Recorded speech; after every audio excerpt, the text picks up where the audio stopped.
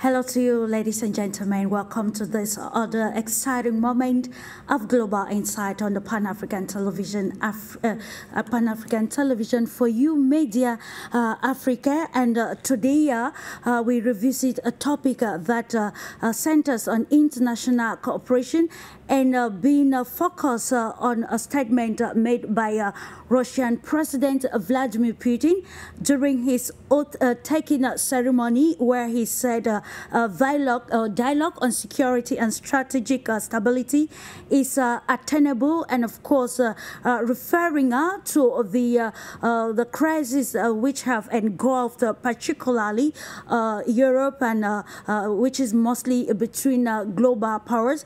And today on the program with a panel of experts, we are analyzing the rationale of this statement made by the Russian leadership, Vladimir Putin.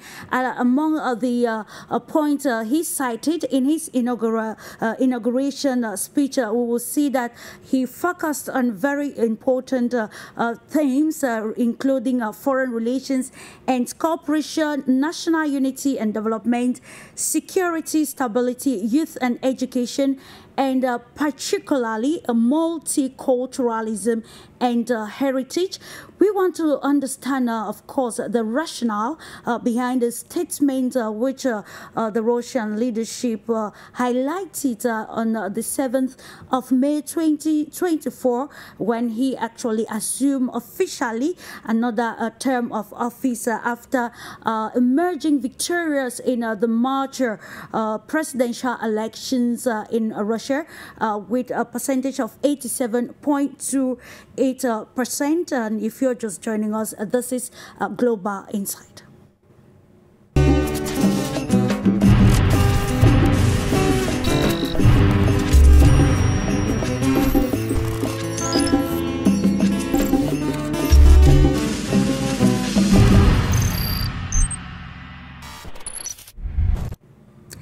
Thank you once more. If you are just tuning in, the rationale behind international relations sometimes rely on its the country's national interest. Also, the tenet of that whole international relations pertains to how countries cooperate and how they can ensure trade and even security among member states. But today, faced with complex global crises, we see the world in so much divergence and the discrepancies existing among major global powers. But then recently, Vladimir Putin, one of the world's strong leaders, actually pinpointed the necessity of dialogue on security and stability. With a panel of experts, we're going to uncover this fully.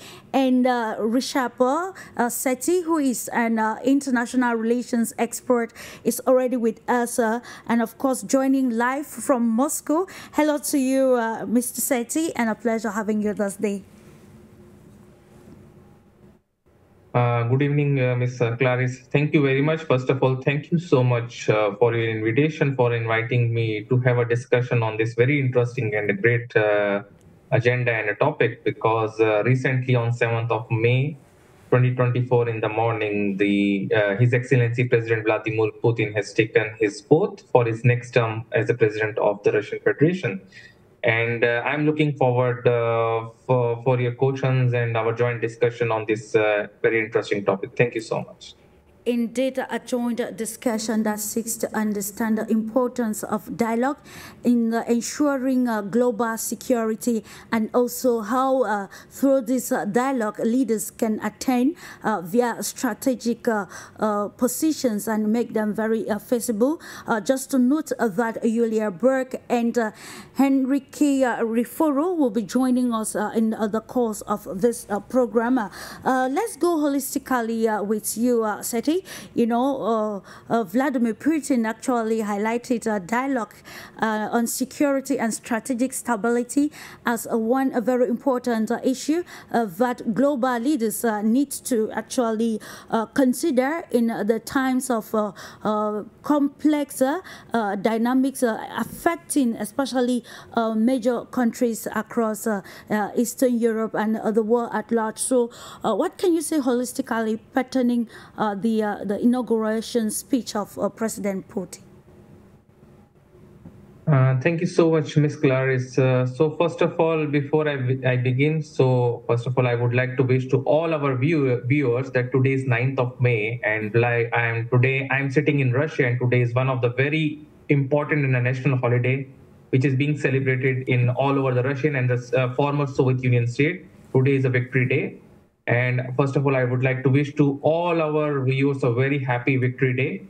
And also because this holiday is not only important for Russia or the neighboring former Soviet Union countries, it's also important for all those countries who fought together with the Red Army, with the Soviet Union Army against Nazism and fascism. So thank you so much. So now I will get back to the topic. So as when we are talking about the inauguration ceremony, like I saw this the complete ceremony on the 7th of May morning. Yeah. And really, I loved the words of His Excellency President Putin, what he has said during his inauguration speech. Because if you just listen or read his speech, it's already available in English version, also in other different languages online. He particularly focused when we talk about international relations for a multipolar world. And he said clearly that we, as the people of Russia, Russia as a country, are always ready to join the hands together with the whole world to make the world a better place. We want to promote peace. We want to promote multipolar world. And the main thing he said that he wants to save the country, protect the country, not only country, but the citizens of the country for the future jobs, business prospects for the country, for the development of country, for the GDP, economic development, etc. So he already said that a lot of many Western countries who are not ready to discuss together or to come together to have a joint cooperation, but Russia is always given a chance, always for the future also is ready and prepared to have a dialogue and ready to cooperate to develop much more peace between the countries. And he stressed more focusedly also that all those friendly countries around the world, we need to work together, because he said we need to promote this world as a multipolar world, and no single country in this era, in the 21st century, can rule the whole world. So I really like his speech and his word and his future views, what he's thinking to do in his next term, because he's already one of the most, I would say, experienced leader in the world, as he's serving from the year 2000.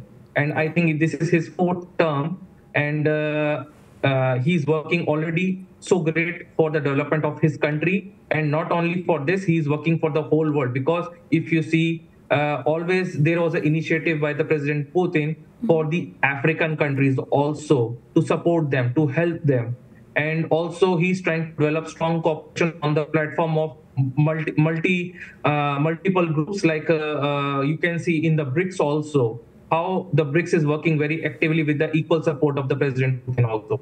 And also he's making a lot of strong cooperation with the South Asian countries, and also with the Latin American countries.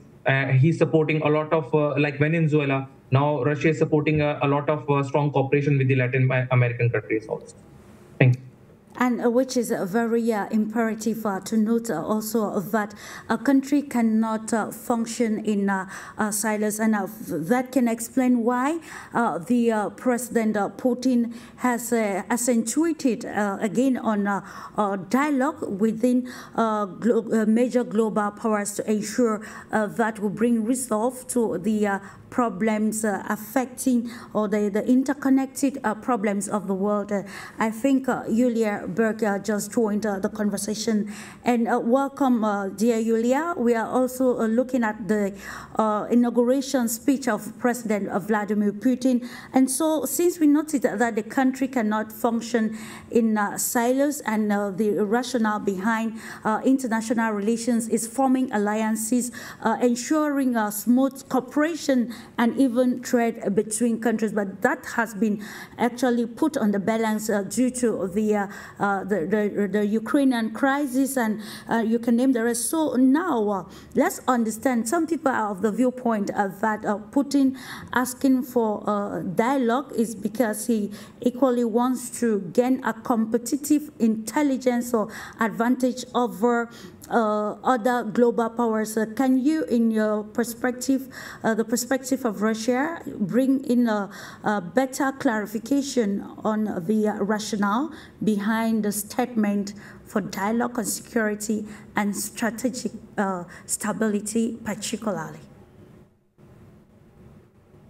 Hello, happy to join the program today. And it's true that it's a big holiday today in Russia, the Victory Day, when we again talk about issues of war and peace, when we talk about security, and when we talk about victory, and not only in terms of what it takes, but also in terms what the victory serves for, right? Absolutely. So I'm just coming from one of the events related to that, and we see that the President Vladimir Putin has been very persistent, and he has been following a very clear step-by-step strategy in terms of what he was saying. So the new definition of security was announced by him back in 2008 at the Munich Security Conference.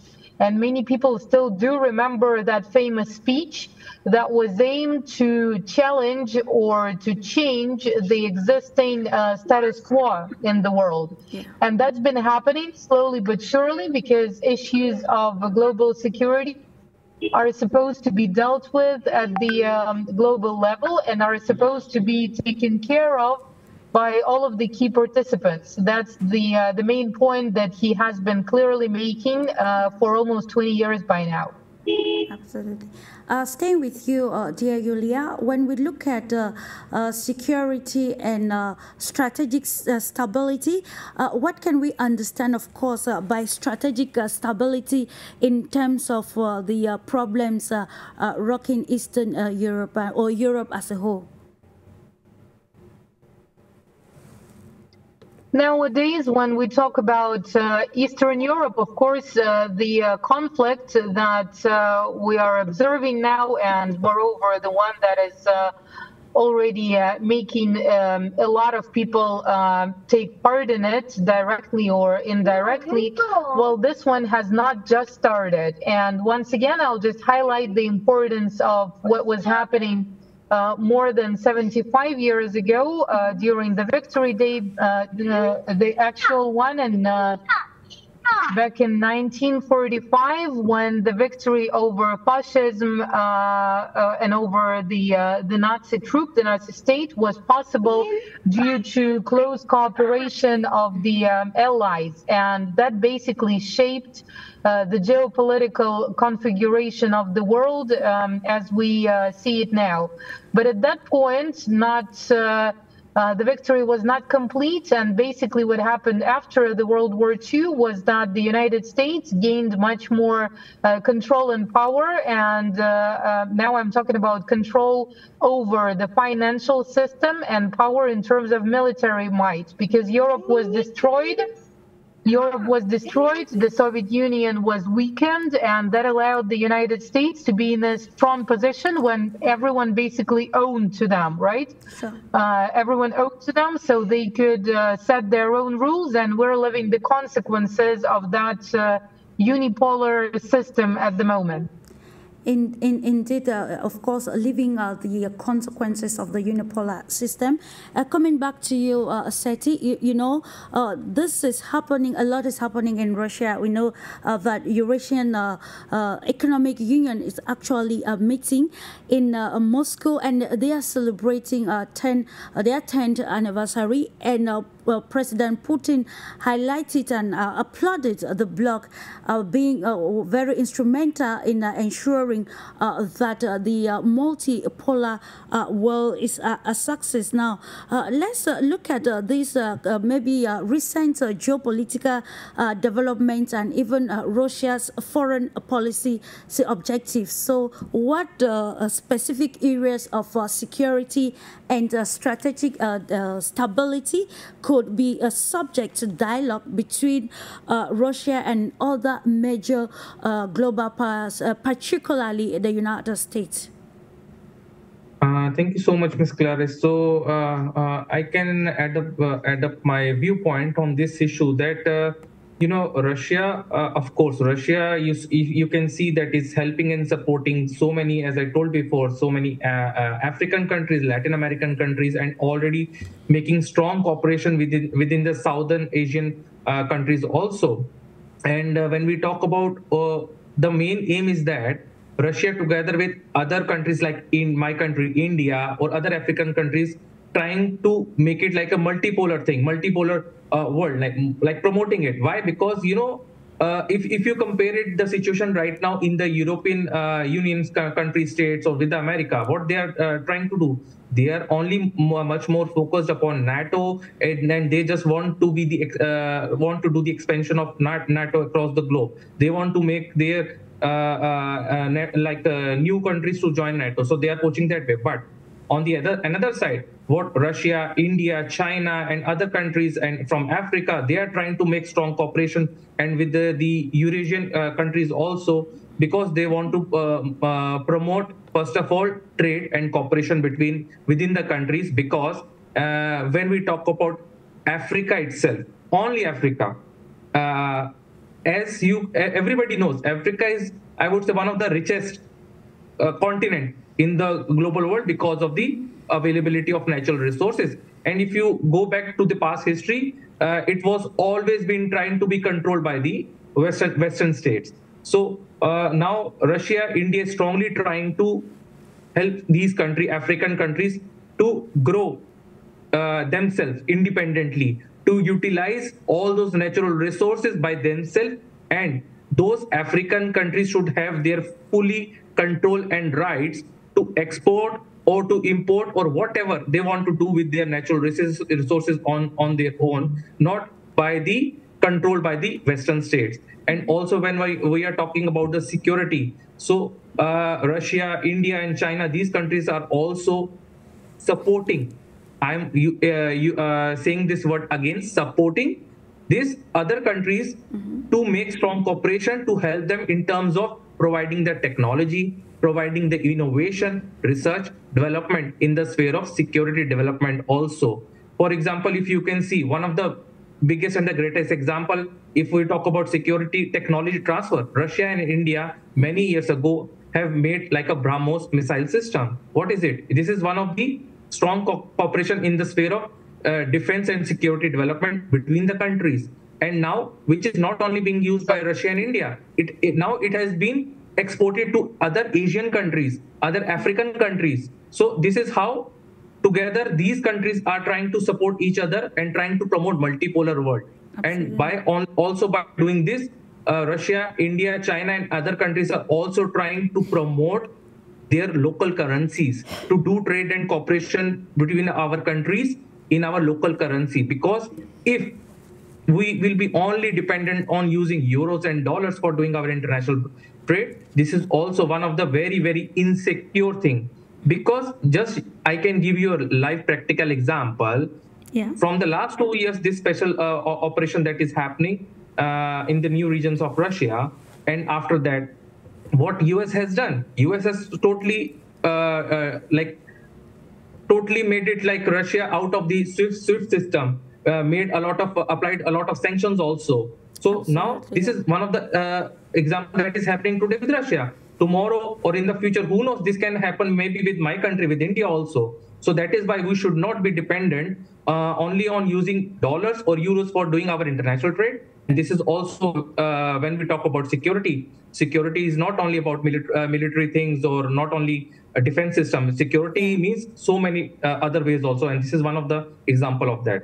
So this is what I think about it on this point. Thank you. Security means a lot, of course, when he accentuated on this strategic stability. We continue with you, Mr. Sethi. You know, President Putin highlighted dialogue.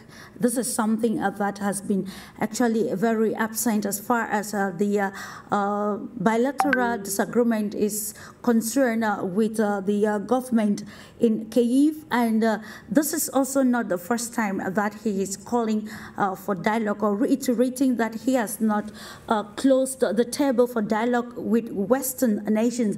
You are aware that in June, if I am correct, there will be a summit or a conference in Switzerland to discuss the Ukrainian crisis, and still one of the major stakes in this dispute, who is President Putin, is not invited for this. So let's look at the implications of partial dialogue in solving these problems and the effect of it on the global scale. You know, when we are talking about the development of peace plan for the open discussion, you know, already many countries, even including India and other countries, even Russia, have said that the main solution or the end of this whole situation will be by discussion itself, by the dialogue. And or you can say in another word, the diplomacy. The point is that Russia has already given many times open invitation to have a joint dialogue at a neutral place or a neutral venue. No, okay, not in Russia or not maybe in another country, but maybe at a neutral state, neutral country. For example, in Turkey maybe, or maybe for example, even the India has invited, okay, you can come and have a discussion in our country also. But actually the reality is that the leadership of this country, Ukraine, is not run or controlled by their leader. It is controlled by the Western states.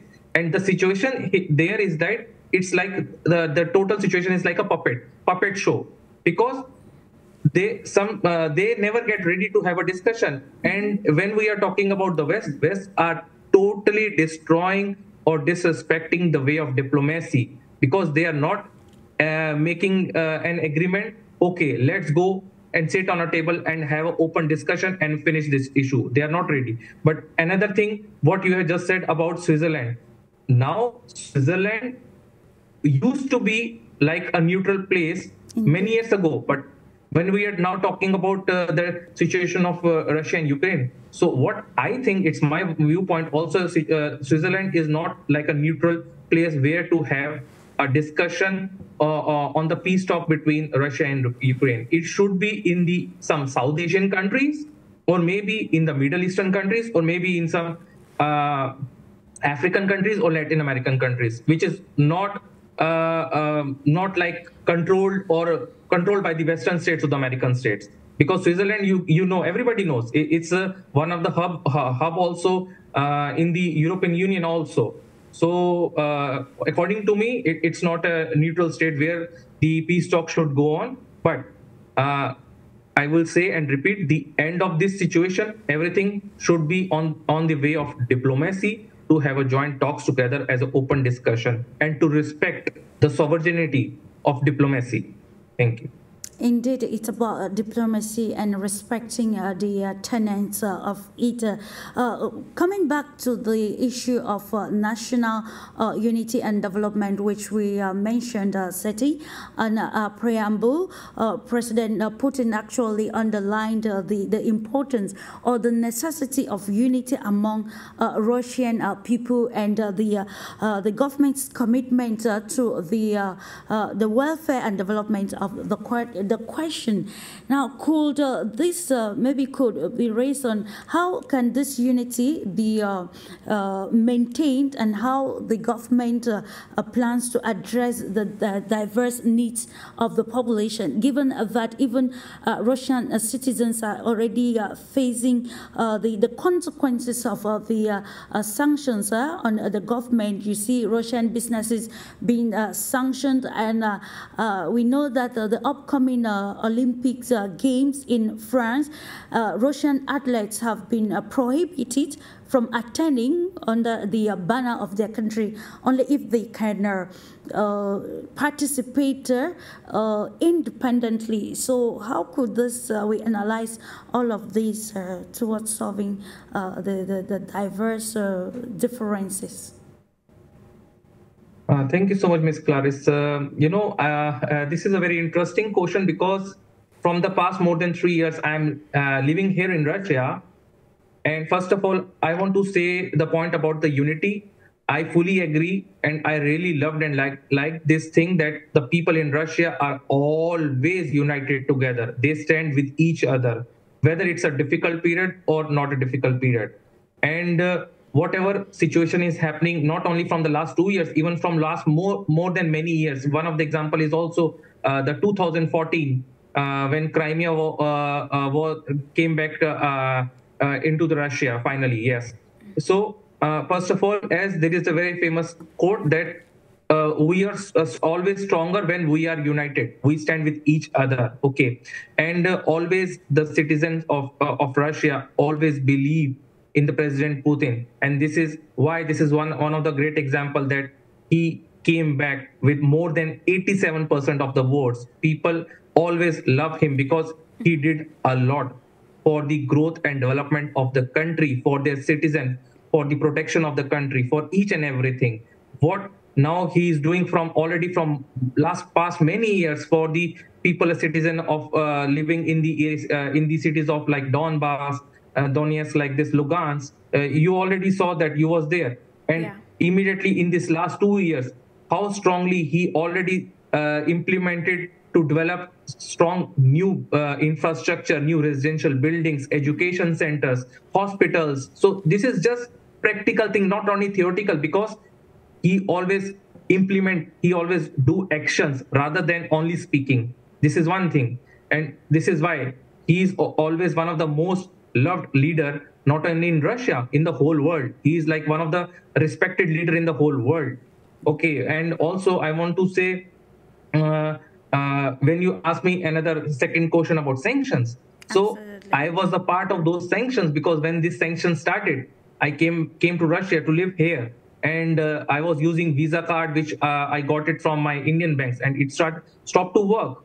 But finally, after spending such time, everybody understand, including me, that sanctions is only a dream or a joke for the Western countries or for American country, because it never affected Russia, because Russia is not the country which is dependent on others. Russia is a self-dependent country. Yeah. Russia is not like a Europe who is dependent on Russia for oil and gas. And now those countries who applied sanctions on Russia, they are crying themselves. This is what we call it karma. What? And I'm telling you, every problem in a life is not a problem. It's a new opportunities in life. Because when a problem is born, always there is a new innovation and there is a new solution. Indeed. One of the biggest example is coronavirus. When COVID happened, nobody knows about that. But after then innovation happened, vaccines came, and corona is finished. Same way was the sanctions. Sanctions they applied. Okay, in the beginning there was some difficulty, but after that we all overcome with that. Absolutely. And now Russia is doing all its business, trade, cooperation much more stronger with all the friendly countries. I can proudly say India and Russia presently has done the most record-breaking business and trade cooperation in the last 2 years after the sanctions was applied on Russia. So this is one of the examples for the whole world. So I can say we found so many new solutions, so many new ways how we can overcome these sanctions, because it will never make any effect on us, because we live our life as normal. Thank you. it is in challenges or in a difficult moment that we find our strength. And of course, the drastic changes coming from the advent of the COVID-19 and today, the crisis in the Middle East and the Russia-Ukraine crisis, the revolution in Africa, all of these have made us to see some of the solutions to the problems that the global world has been facing in recent times, maybe in the days. Coming back to you, dear Yulia, still accentuating on the aspect of security or national security and unity, let's look at how Russia's historical narratives and cultural perceptions can shape its approach to security and strategic discussions or stability discussions on the global stage, especially with Western powers, and how can these factors influence the president's messages on the topic of national security, foreign relations, international cooperation, and you can name the rest? Yes, it's a very good question. Thank you for it. And it's important to understand that the Russian Federation consists of around 90 regions with very different cultural background, with very different history. And those regions have been joining the country for quite a long time. So recently we had 4 new regions rejoining that used to be a part of the same country. Yet at the same time, and not much people know it, but there are regions that traditionally keep the Muslim culture, several regions that have Buddhist culture, and there are thousands of different ethnic groups and hundreds of different languages spoken in the country. So even though Russian language remains the official one at the federal level, you still have, if I'm not mistaken, 15 regions that have other languages as official ones simultaneously. And it's important to understand that the Russian Federation creates sort of a dome under which it is possible to maintain own cultural heritage, and the great importance is paid to that also by the president of the country. So Russia has the experience of resolving ethnic conflicts, and it's quite a successful experience. Moreover, such practices were implemented in Syria, in Central African Republic, wherever the Russian military personnel and the instructors were serving. So they were paying special attention to making sure that, for instance, Muslims and Christians can still practice their religions, that they can attend services and still stick to the values. Because if you look closer at all of the biggest religions, including some of the paganism or whatever else, you will see that the so-called traditional values are pretty much similar, and it all talks about prioritizing life, prioritizing development, and prioritizing constructive approaches. So if a person is capable of sticking to this kind of values, then automatically you respect others for practicing their own cultural traditions and religions. And this is a great bonding point, which is very much cherished in the country, and it's important to understand that. So there was no attempt to erase cultures, languages, and to substitute it, even though there is the dome structure that the Russian Federation creates in order to have that unified field as well. There is actually unity in beauty and unity in diversity if we accentuate on the positive aspects of it. Again with you, dear Yulia, when you listen or try to bring a critical understanding or analysis to the point of dialogue called by Russian president during his inauguration speech on the 7th of May may want to ask this question for understanding the implications of the leadership of Russia seeking cooperation rather than confrontation, and how can this maybe redefine Russia's position, particularly at the global level? Well, any person who studied history, or this is not even the only necessary condition. It is very much clear that any war or any conflict is always settled by peace negotiations. So sooner or later that will happen. And the dialogue on security is inevitable. But the big question that we're facing for the last several years, I would say, is how much victims, how much destruction would it take to get seated at the table? And here again, we come back to the very same question that we have already raised on this program as well. And the question is, who should be that person sitting in front of Vladimir Putin at the table? It is very much clear that it's not Zelensky of Ukraine, because he is not a sovereign leader. That's point one. And point two, he outlawed any kinds of negotiations with Russia, signing a special decree on that. It's definitely not Joe Biden, because he's not officially taking responsibility for what's happening, even though without the US aid and without the aid that comes from, let's say, the European Union and other American allies, Ukraine would have ceased to exist already some time ago, or otherwise they would have settled for peace negotiations around 2 months after the escalation of 2022 started, right? So it's definitely not Joe Biden, because he seems not to be capable. That's number one. And number two, he's not taking the responsibility.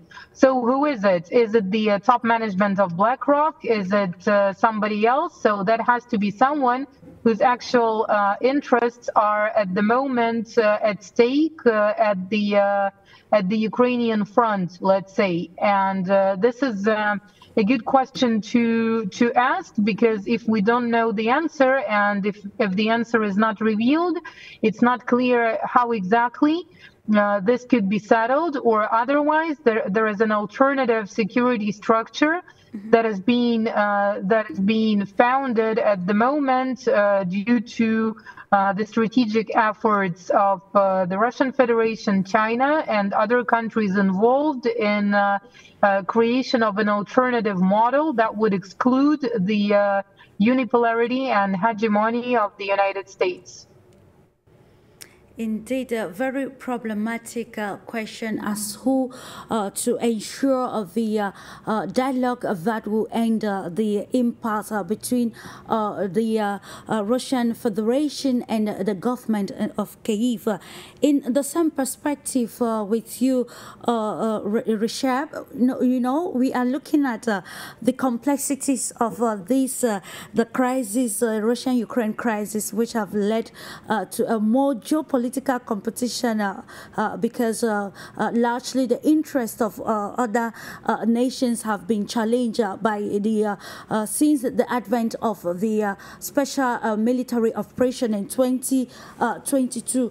As a civic diplomat, let's try to understand the role of the population of both the Russian Federation and even the Ukraine, noting that they are the ones at risk if maybe international or multilateral institutions and even the leadership is unable to attain a compromise as to how or where on why we need to put an end to the crisis which has engulfed lives of innocent people. What do you think is the role of civil diplomat in ensuring that there is respite in this restive region?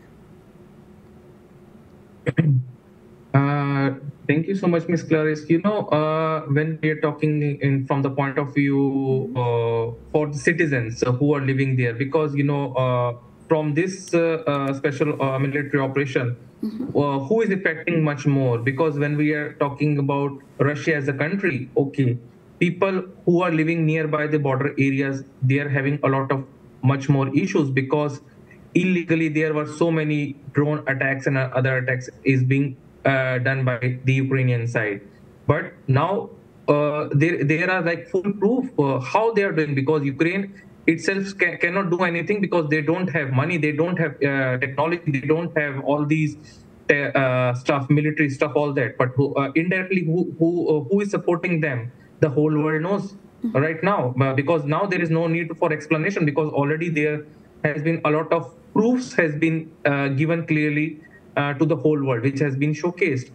And why this special military operation is ongoing, continuing every year and year? Because it's a clear, from the clear eyes, it is visible that the West and the American countries are pumping all their money into this indirect proxy war, because they are not at the front. They are just pumping each and everything, these money, this technology, these military stuff to Ukraine, and want them to jump deep in this war situation with Russia. Because the moment they will stop pumping this money, there is no war. Immediately it will stop.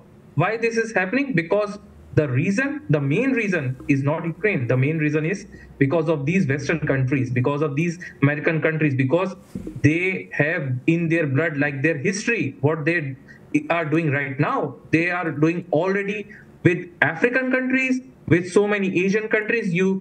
If you see the examples of what they did in Afghanistan, one of the recent example few years ago, other examples in with Yugoslavia, what they did in 1999, the bombing of the NATO is another example. And you see in Iran, Jordan, Syria, there are so many examples. You can see the history of these countries, what they did.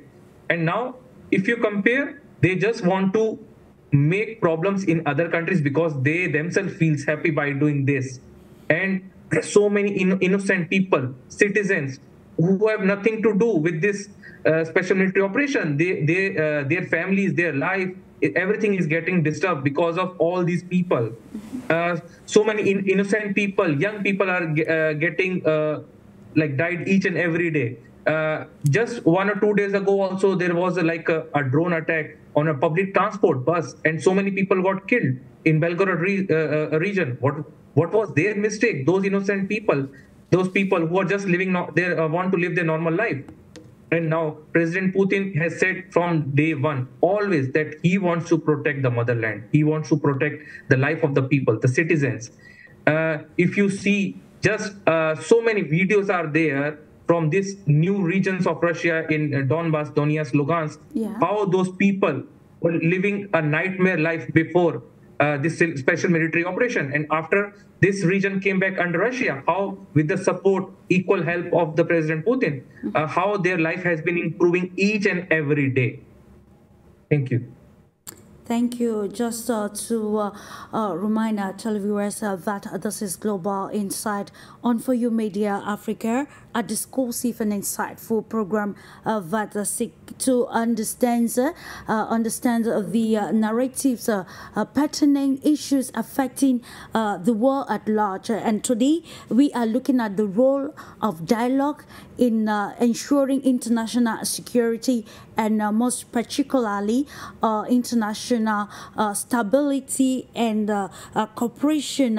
And coming back to you, dear Yulia, when we see the leadership of Russia reiterating on the importance of dialogue, real and practical, unbiased dialogue to solving the problems that will actually stop maybe the sanctions which have been imposed on Russia. We note that in recent news, some countries are actually planning to boycott the export of Russian liquefied Russian gas.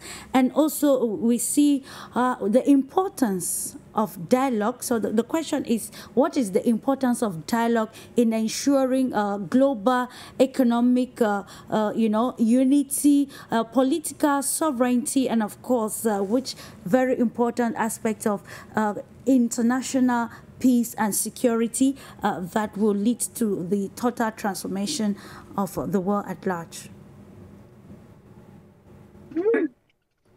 Dialogue is absolutely essential for peace and security, and in that dialogue, it's also important to pay special attention to what that peace and security is for. During the inauguration and his speech, the Russian President Vladimir Putin has clearly said that the key goals are development of generally speaking, the let's say human potential, and saving the people, so preservation of people, of culture, of values, and development of the economy and infrastructure, basically to contribute to the quality of life. So that is the goal. And here again, we come back to the issue of what the security is for, what those confrontations and wars are all for. And I think it's important to say here that the winner in this kind of conflicts is always the one that claims the future. So the one that needs it most, the one that knows what to do after the victory, what to do with the future, is the one that will ensure the victory for himself, because destruction cannot be the goal. Destruction only leads to more destruction.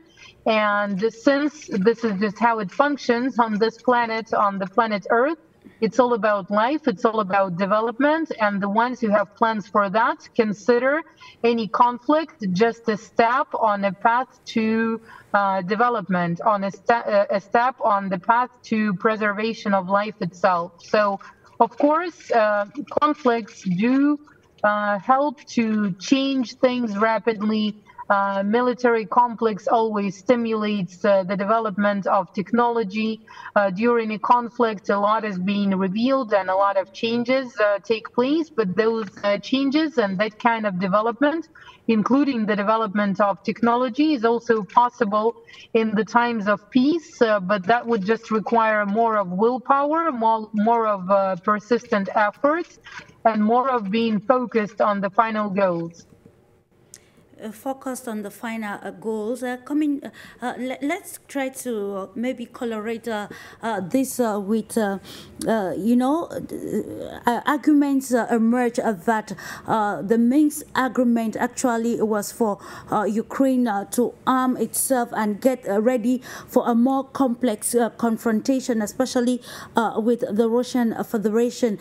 And do you think with this ideology already in the minds of strategic leaders or global powers that have a play or a stake in solving the crisis, with this already in mind, is how possible or how feasible is a practical dialogue between which will be supported particularly by Western countries between the Russian Federation and the government in Kyiv, and what explains the defiant nature of the Biden administration in bringing a resolve, of course, to the crisis? Well, the current Kiev regime is quite in a bad position. So Zelensky is losing support in the country rapidly, and Zelensky is losing support at the international arena because new conflicts arise and the focus of attention has already shifted somewhere else, for instance, to the Middle East. So now there is an issue and a confrontation that started between Israel and Palestine, and you have a conflict between Israel and Iran, and the next one coming is that one. Then there is the threat of Chinese involvement in terms of its great military and economic potential. And of course, all this makes even the Americans the one that fueled the conflict between Russia and Ukraine, making Ukraine something like an anti-Russia. It makes them shift their attention somewhere else. So Zelensky will be thrown away like a toy that doesn't serve anymore, fortunately or not. So once he completes his task, and he's almost done with it, so his main task was to, drag the countries into the conflict and keep it going for a while. So his masters are turning away from him, and his support in the country is almost non-existent. That's why they chose not to put him through the electoral procedure once again. There are a lot of issues ongoing within the elites. So we will see his fall quite soon, and probably it's not going to be him at the negotiation table, which would also be easier for his masters as well, so that the responsibility could be moved to somebody else who would come to the arena. Indeed, a very imperative. You would like to answer this question. Seti is still on the rationale behind the Minsk agreement. Like former German Chancellor Angela Merkel highlighted, of course, that this agreement gave the Ukraine valuable time, and of course, also highlighting that the agreement was approved to look at maybe the unity of Western countries against particularly the Russian Federation. How does this counteract maybe the 21st century proposal, advance solutions towards solving this? Do we need to understand and maybe bring a compromise on the Minsk agreement, and then we can actually see the feasibility of the 21st century solutions which are proposed to the crisis between the Russian Federation and the Kyiv government? Thank you so much, Ms. Clarice. From the beginning of this special military operation, from this last more than 2 years now, the Ukraine and all the Western countries and America, they have crossed all their limits, all their things, whatever they want to do, they have tried each and everything out of the best. Okay, and the whole world knows the truth. What will happen in the last? There is nothing to explain or nothing to say about that. But still, in these last 2 years, they have totally disrespected and destroyed all the rules and regulations when we talk about diplomacy, when we talk about international relations and cooperation, because for them, in this situation, doesn't exist for them. What they just want to do, they just want to make a proxy war against Russia, that's it. And they just, as our friend Miss Yulia has said, like Zelensky is like a toy. Actually, it's correct. He's not a leader. Who call him as a leader? Because his country people don't consider him as a leader. And this is one reason that he even, there were like election, used to be election this few months ago. And he said, no, elections will not happen in the country. How can you stop the elections to happen? Because he's already, he know the truth. He know the reality. What will happen if immediately the elections will happen and he will be thrown out totally. Nobody will choose him as a leader. Everybody knows the reality. From his profession, he was a comedian, so he needs to do his work. He needs to act as a comedian in his profession, not to destroy his own country. Because of this person, the whole country, the people of the country is getting suffered because of the wrong leadership. And Ukraine is one example. The same thing is happening in US. Soon now there will be the result in the US also in the upcoming months, because people are totally fed up. The leadership of the country is in the wrong hands. On the other hand, you can see so many examples even in the European countries. You can see what is happening in France. When we talk about a lot of racism, crime rates, it's super high at its maximum point in all these European countries. In America, you can see each and every week, every day there are attacks and local crimes are happening inside the country. So much racism is happening against the black people, white people, like that. But I never listen such things, or it never happened with me, because I'm always like living here in Russia, and I never experienced such thing, and I never heard such thing. So people respect each other, and it doesn't matter you are from which religion, which caste, which custom, which tradition. They always respect each other so much. And I will come back to your point when you asked about this Minsk agreement. So for the Western countries or for the US, for them doesn't matter what agreement has been done in the past, because what All they want with the with the closed eyes, just they want to pump all this money, all this military stuff into Ukraine and want them to jump inside the dark hole, and they want this country to be get destroyed because of the wrong leadership in the hands of Zelensky, which is not. It is shameful to call him as a leader of the country, because he should immediately should be thrown out of the country to save the future of this country. Thank you. Indeed, the leader or a leader of a country should be able to protect the national interest and save the future of the country.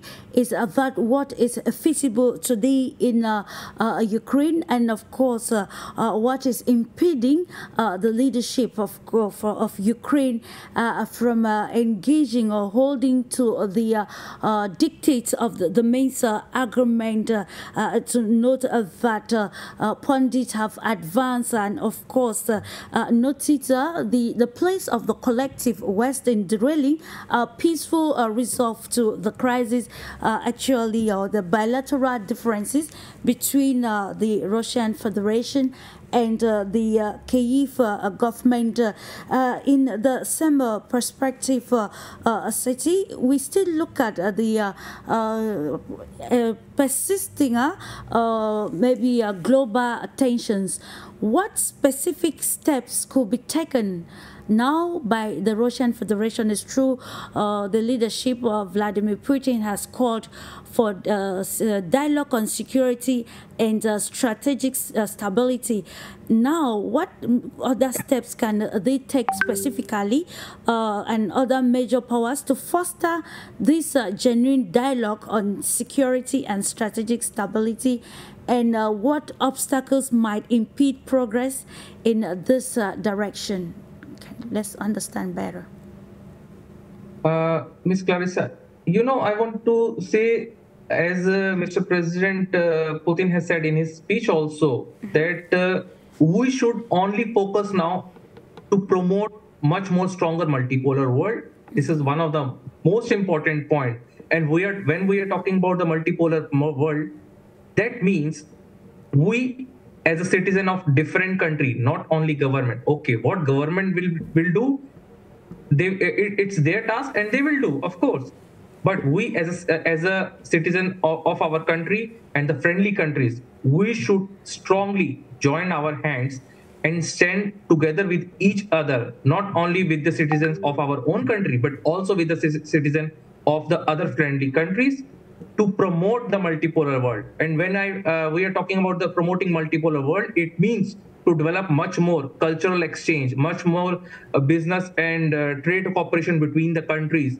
And we should stop that dependency on those countries in terms of the dependency of using the euros or the dollars.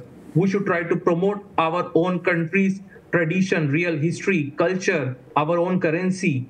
And we must stand in difficult situation, because as we say, always the real friend is that who is there with you in your difficult times. So what from the last 2 or 3 years happening with Russia, so many friendly countries are standing with Russia. So that is why this is one reason also that there will never be a difficult phase with Russia. As I gave you before also the example how we strongly developed strong business trade cooperation between Russia and India. Also, we as a SWIFT code was totally finished from the Russian bank account, but we found a way. Russia and India has opened both through account so that we can make trade cooperation between our country in Russian rubles and Indian rupees. So these are such an example. So we as a citizen should take a pledge that we should support with the people from friendly countries, from African countries, Latin American countries, Middle Eastern countries, and South Asian countries to develop strong cooperation between each other in different spheres. Thank you so much. Thank you to Seti.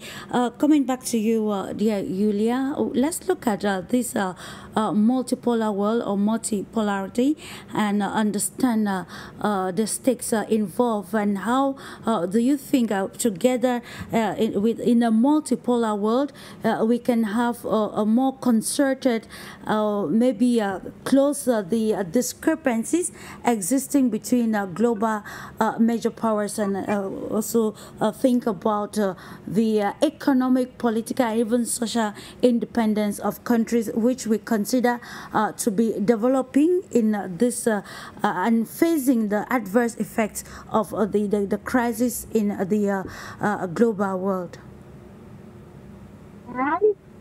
Well, the global world at the moment is too much interconnected, so we cannot ignore what's happening in different parts of it, and we need to understand that now we represent one big international community, right? And whatever happens in Southeast Asia basically affects other parts of the world as well.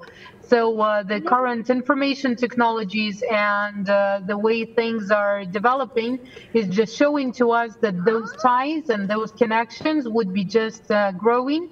So it's inevitable. And when we talk about security and cooperation, we need to understand that one of the key things is having a strategic balanced ties that would ensure that everyone is interested in stability, that everyone is interested in well-being of their not just neighbors, but also the ones far from them. So once we realize, it's like Ubuntu philosophy, right? I am because we are. And it means that we need to pay attention to the weak ones, the less strong ones, and unless we take care about them, we will not succeed ourselves. So security should be based on strategic ties, economic ties, joint projects, so that we ensure that everyone is interested in stability, prosperity, and well-being of the others, understanding that it has direct relation to their own prosperity, stability, and well-being. Indeed, it's about stability and well-being, and I will use the word of President Putin in his speech that stability does not actually equate to stagnation.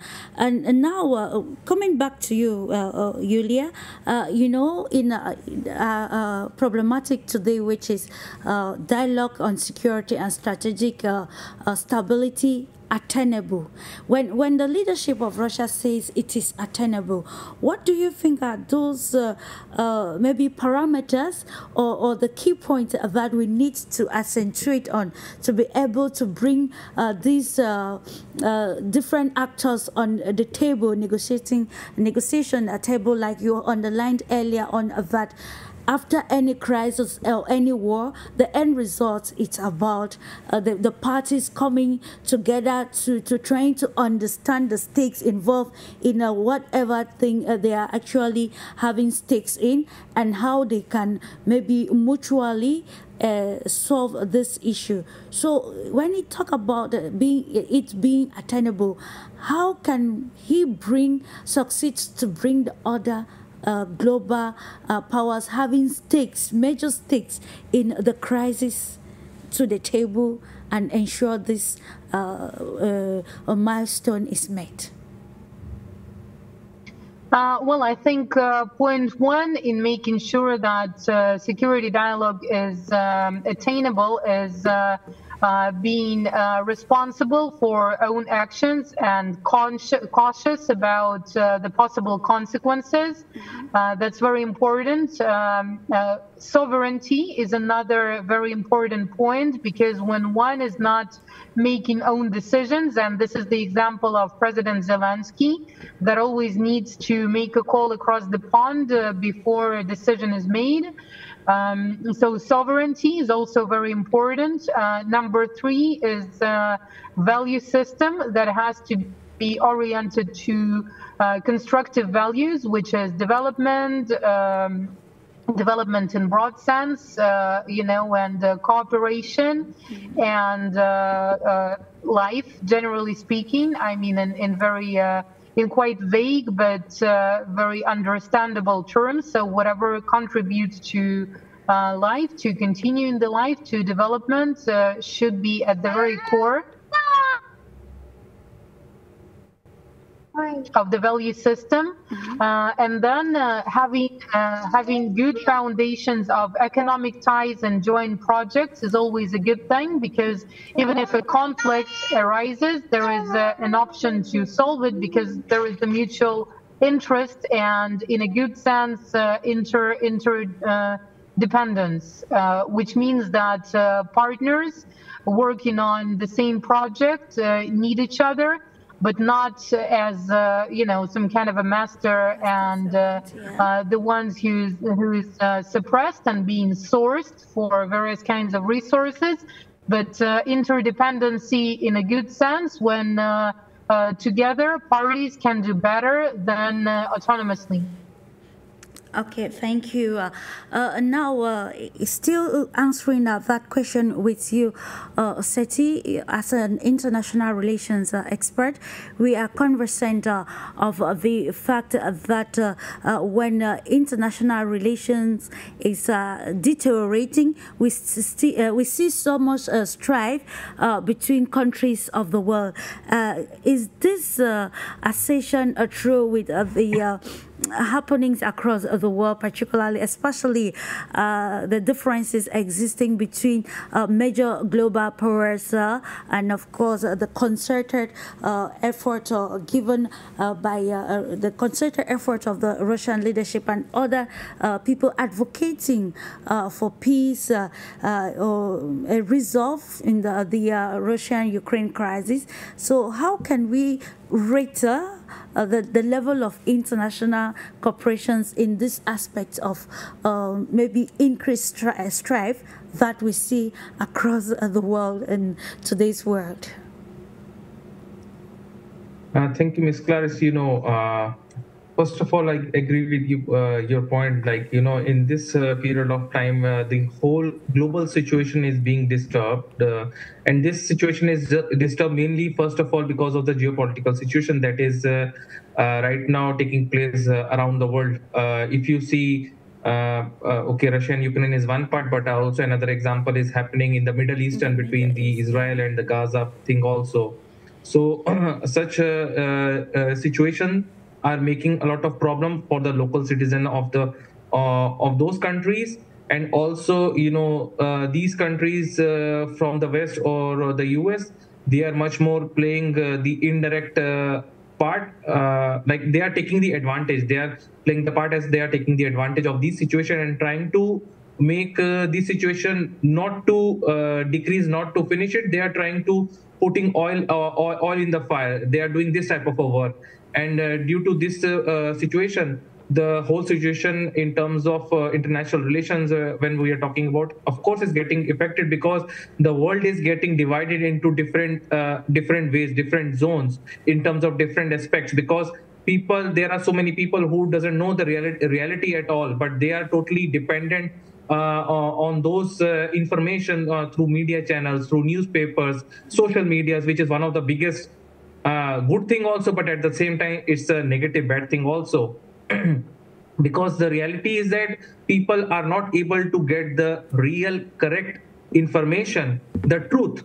Because maximum number of time in the world, what is happening, even the media is totally controlled or dominated by the Western medias. And they are trying to always showcase to the whole world what is according to their advantage or their interest. They try to always show the other part, which is not the reality, actually, I would say. Because the Russia-Ukraine conflict is also one big example, because in all these countries, they have totally put sanctions on those, all the Russian media companies from all the different platforms also, from social medias also, from YouTube. So this is one live example, because they don't want the world to know the real truth. They just want to showcase, to see the one side of the coin. You should not see or observe the another side of the coin. But this is not correct.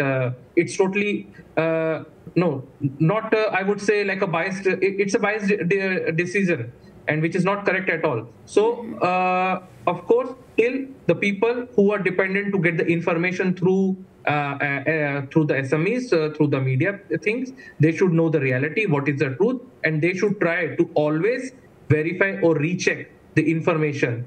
And also, the people should not always get indulged into all those conflict because of the interest or selfishness of the leader of their country. You can see, we all can see, people in all these even Western countries, they are doing a lot of protest even against their government, against their leaders, because they know what their leaders are doing. They are not using or utilizing the taxes, the money of their citizens for the development of their own country. Rather than they are using or pumping all those money into different conflicts, whether it's about Russia, Ukraine, or whether now it's about Middle Eastern countries, or maybe some other will happen in the future. So it is better to develop your own country, help in the development and the better good life of the citizens of your own country, rather than to disturb or jump in the matters of the another country. Thank you so much. Coming to you, dear Yulia, we are looking at the happenings, though the major trends, especially along geopolitical lines, and when we see leaders wanting to maybe strategically position themselves and actually protect the national interests of their respective nations, and by so doing, they actually do not consider maybe how this affects other countries, particularly developing countries. And I think that is one of the solutions that multipolarity is bringing to ensure that we respect sovereignty, independence, and of course the political will of leaders in taking decisions that would define their future.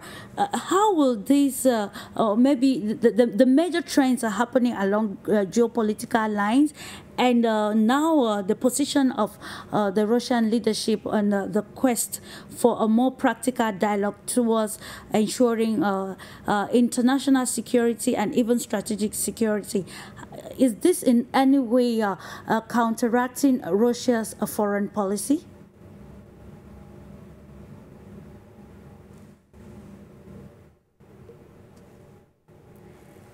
Hello, dear Yulia. Please, are you there?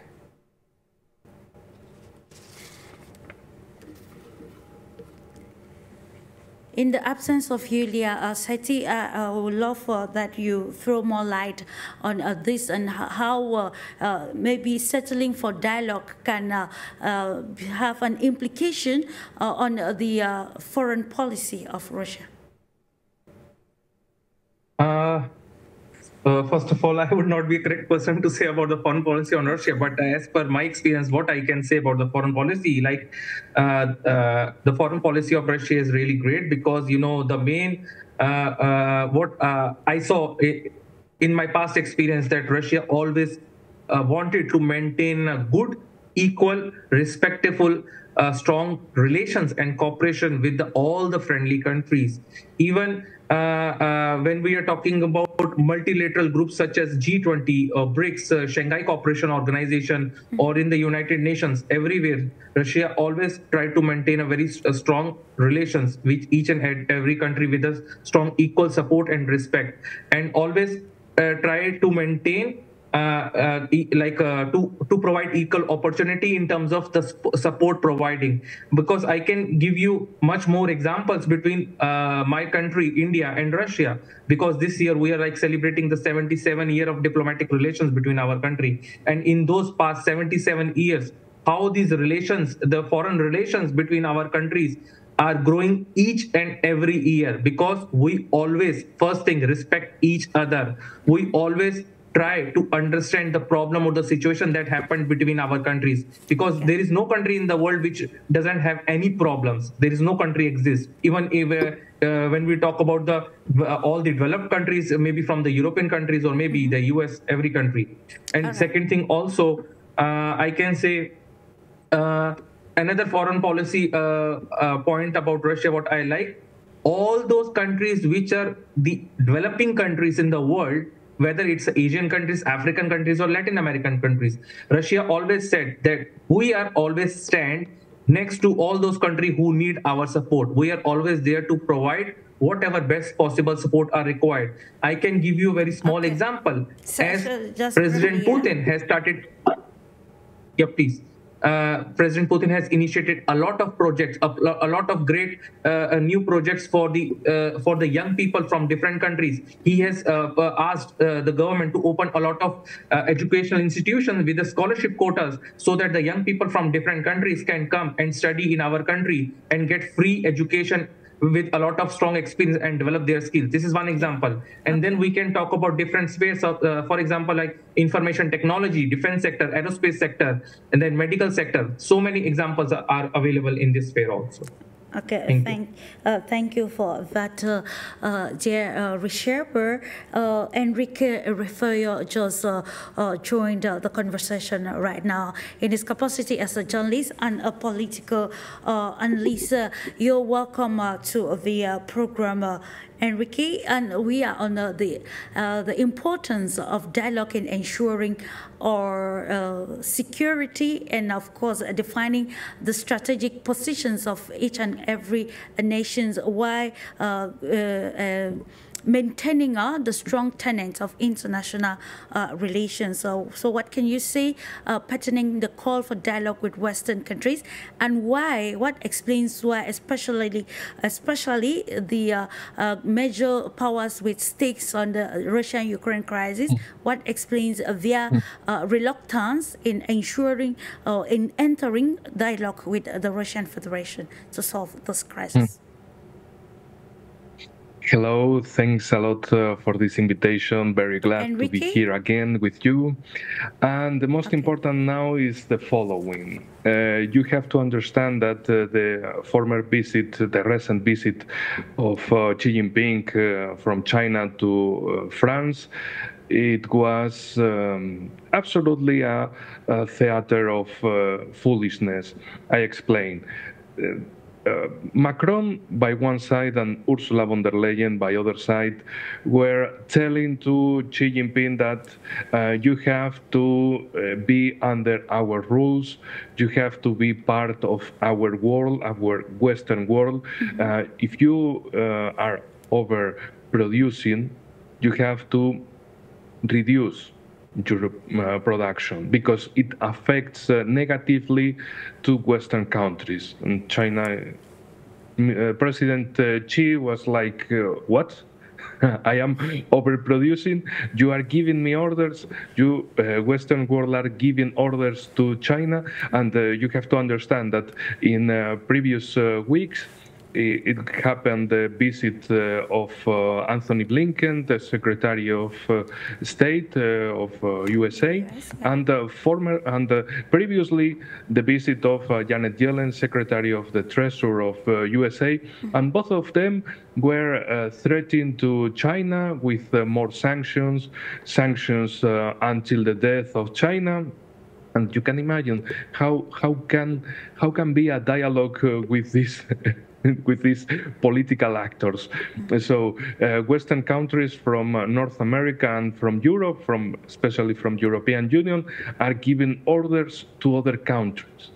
And this is not dialogue. This is hierarchy. This is orders. Orders from the above, from the top of the power, allegedly the unipolar power of Western countries, against the rest of the world.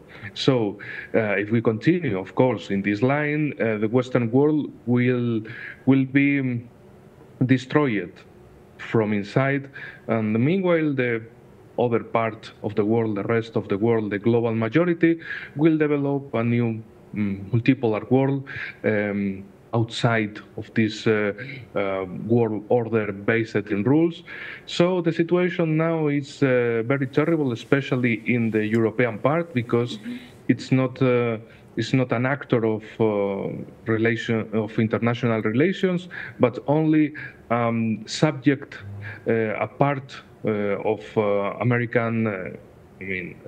United States strategy against the world, like in the anaconda policy against Russia by one side, especially in the context of the war in Ukraine, because it's the proxy war of USA against Russia, and now they are USA is trying to push a broader scenario of this war, and not only implying war in Ukraine, but also in Moldova, in Romania, in Poland, in Baltic countries, in Finland, and making and putting in the war the whole Europe against Russia by Western side. But in the eastern side, in the eastern front, I mean in Asia-Pacific, they are trying to push the same scheme of war, but instead of Ukraine is Taiwan, and instead of Europe is the allies of South Korea, Japan, Philippines, and maybe other countries like Australia, making the backup in the second line of this front against China. So it's hard to make some dialogue in this scenario, especially because if you are from Europe, and we have to change our powers, our establishment, because they are globalist, anti-world, anti the rest of the world, anti-global majority, and also against the same peoples from our European countries. And of course, this is the situation, in my opinion, by this moment. And we continue with that point of view, Enrique, by actually directing this question to you. You've mentioned other nations which have come collectively to stand on the side of Ukraine and against the Russian Federation. But now the question is, when the quest for dialogue or the call for dialogue actually is rejected by a bloc, who benefits from this, and actually how does it affect other countries negatively? Because you know, let's take the example of countries having their stakes individually on the proxy war in Ukraine. You understand, you mentioned the US proxy war, and now when you come to the European Union and other multilateral institutions that come collectively to stand against the Russian Federation. And how does this affect these individual nations that under the banner of institutions they stand against Russia, whereas other superpowers that are against them, even in the institutions, stand to benefit more from, you know, the crisis, or the war is still in the context of the Russia-Ukraine crisis? Well, in Europe, we are in economic decrease. We have economic crisis due to the sanctions against Russia. It happened, 14 rounds of sanctions from European Union against Russia. But Russia, the economy of Russia is increasing, and in European countries is decreasing. So successful. We made sanctions against Russia, and the problem is in Europe. But no problem. Along with our wonderful establishment, we are winning the war against Russia in Ukraine. But in the same time, we have to make a war against Russia in Ukraine, and the economy of Russia is ruined, but the economy in Europe is absolutely wonderful, is increasing, the future is bright, and so on and so on. So, of course, this is an illusion. The reality is the opposite, and that's why in European Union are advancing the new law against misinformation, and that's why they are going to solve this problem about the war in Ukraine, the proxy war in Ukraine against Russia. So if the reality says the opposite of narrative from establishment, it doesn't matter. We put all the narratives, all the alternative narratives, all the alternative media, and this means the establishment will destroy the European peoples from inside. So, terrible situation again, and when it's about, for example, African, Asian, or American countries, of course, European Union has no credibility because they are pushing a war. They are acting like dogs of war from USA against Russia. They have no brain. They have no being by itself. They are only, I mean, European Union and the most of countries like France, Germany, or the same Spain with the socialist government of Pedro Sanchez. It's absolutely a proxy of American, British interests in the world. Sanchez doesn't matter about Europe, Spanish welfare, but only it's like receiving calls from Brussels, London, or Washington, and what is the task for today? And of course, the image, the representation of this bright Europe, of course, not bright, not now, but without credibility in the world is absolutely impossible to have prosperity in the future. So, in addition, European Union wants to put more sanctions against Russia, but not only. They want to make sanctions against China, and sometimes they were threatening to India because the oil of Russia was India was the third party in this business. So Russia sold the petrol, the oil, to India, and India sold to Europe. Not so cheap, but in the opposite, most expensive. And it's a situation that, from my own position here in Europe, is absolutely understandable how we can have this stupid establishment.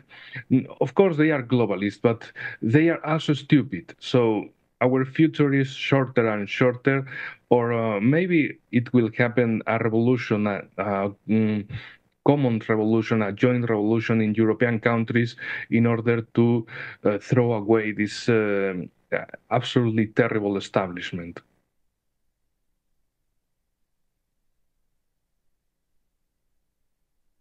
Policies towards solving some of these crises. Enrique, just 1 minute as we run off with the program. We want to focus on the call for dialogue, and then we see on the other side the leadership of France. Emmanuel Macron is very determined about actually sending troops to Ukraine to counter the Russian offensive, the Russian military operation in Ukraine. How does this actually maybe bring more deterioration to an already fragile situation? And we saw the Russian Foreign Minister Zakharova actually reiterating and warning that if France happens to send troops to Donbass, it will be actually attracting hostility from the part of Russia. So how can we settle these differences to ensure that gradually we get to the dialogue table and ensure the sustainability of any decision arrive at? 1 minute, please. We are almost ahead of time. Yes, Mr. Macron is dragging Europe in a total war against Russia.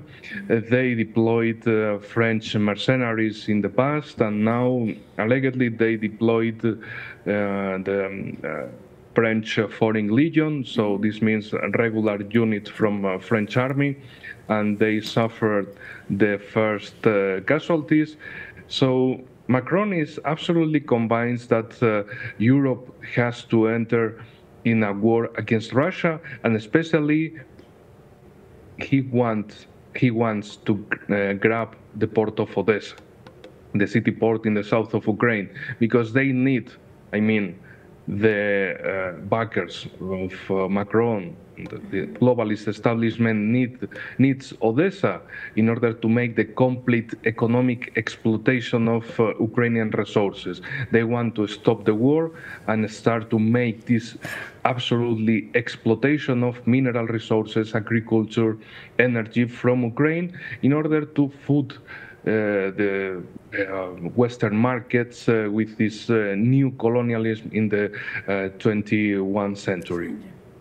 Okay, thank you so much, dear Enrique, for your insight to reiterate your joining your capacity as a journalist and also a political analyst. And to you, Richard, you joined from Moscow. Want to appreciate your time and your input on our topic for discussion this day as an international relations expert and also a civil diplomat.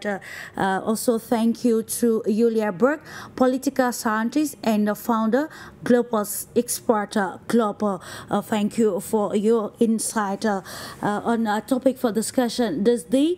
To millions of viewers out there, thank you for always trusting the Pan-African television. Let's extend gratitude, of course, to the technical crew for ensuring that it was a smooth program. We want to thank you and wishing you a lovely moment as you stay in the company of our transmissions, and always have in mind that it is another view of the world and we have to be intentional about bringing positive change. Bye-bye for now.